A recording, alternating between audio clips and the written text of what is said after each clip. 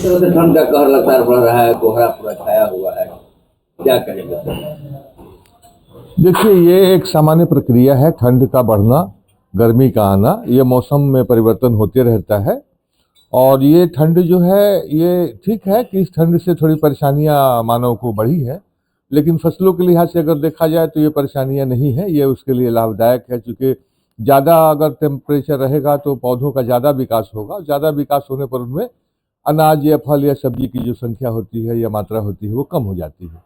तो उस दृष्टिकोण से अगर देखें, फसलों के दृष्टिकोण से देखें, तो ये निश्चित रूप से बहुत ही अच्छा अनुकूल मौसम चल रहा है।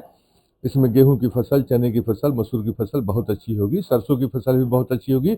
और इस समय में नमी बहुत ज़्यादा है, तो जो इस तरह की फसलें हैं जो सूखा फसलें होती हैं, खास करके तेलहन और दलहन की, तो उनमें पटवन की समस्या होती है। तो अभी जो शीत गिरेगी उससे ही उनकी पानी की जो मांग होती है उसकी पूर्ति हो जाती है। किसानों के लिए लाभदायक, किसानों के लिए बहुत लाभदायक है। हाँ, कुछ खास फसलें हैं जो थोड़ी संवेदनशील है, तो अगर टेम्परेचर ज़्यादा गिर जाता है, अभी 10 डिग्री चल रहा है, अगर इससे ज़्यादा गिरावट आती है, मतलब 6, 7, 8 के आसपास आता है, तो उस समय में फिर आलू में पाला मारने की समस्या आ सकती है, चना मसूर में पाला की समस्या आ सकती है।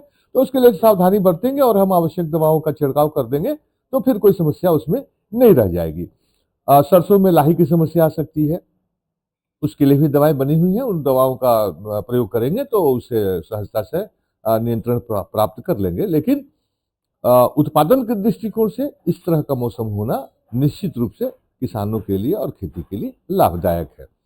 हाँ, जानवरों के लिए ये थोड़ी सी समस्या है। मुर्गियों को, जो मुर्गी पालक हैं, उनको थोड़ी सावधानी बरतनी पड़ेगी कि उनके कमरे में हवा न जाए। इसी तरह से जो बकरी पालक हैं उनको भी सावधानी बरतनी पड़ेगी, क्योंकि बकरियां ठंड के प्रति ज़्यादा संवेदनशील होती हैं। गाय को उतनी ज़्यादा समस्या नहीं है। फिर भैंस को भी थोड़ी समस्या होगी, तो उसके लिए भी गर्मी के लिए व्यवस्था करना होगा, अलाव जलाना होगा, उसको कुछ अलग से कपड़े उसके शरीर पर रखने होंगे। तो ये सब थोड़ी सावधानी बरतनी है। अपने लिए भी सावधानी बरतनी है कि अचानक आप घर के कमरे से निकल करके तुरंत बाहर न जाएं। थोड़ा अपने आप को मौसम के अनुकूल ढलने दें और अच्छे तरह से कपड़े वगैरह पहन करके निकले, तो फिर कहीं कोई समस्या नहीं है। जाड़े का दिन है, तरह तरह की वनस्पतियां, तरह तरह के पेड़ पौधे, फल फूल बहुत सारे उपलब्ध होते हैं प्रचुर मात्रा में। उनका सेवन करिए, स्वस्थ रहिए, प्रसन्न रहिए। का जो है कहर बढ़ते जा रहा है। ज्यादातर लोग हॉस्पिटल और बहुत जगह भर्ती नजर आ रहे हैं ठंड लगने से। क्या कहेंगे सर, क्या सावधानी बरता जाए? ठंड तो बढ़ रहा है काफ़ी। पिछले 2-3 दिनों से देखा गया है कि ठंड में काफ़ी बढ़ाव हुआ है, तापमान काफ़ी तेज़ी से गिर रहा है। तो इसमें बूढ़े और बच्चों को सावधानी बरतना चाहिए और सुबह कम से कम जब तक धूप ना खिले तब बाहर नहीं निकलना चाहिए और शाम को तो बिल्कुल ही नहीं निकलना चाहिए।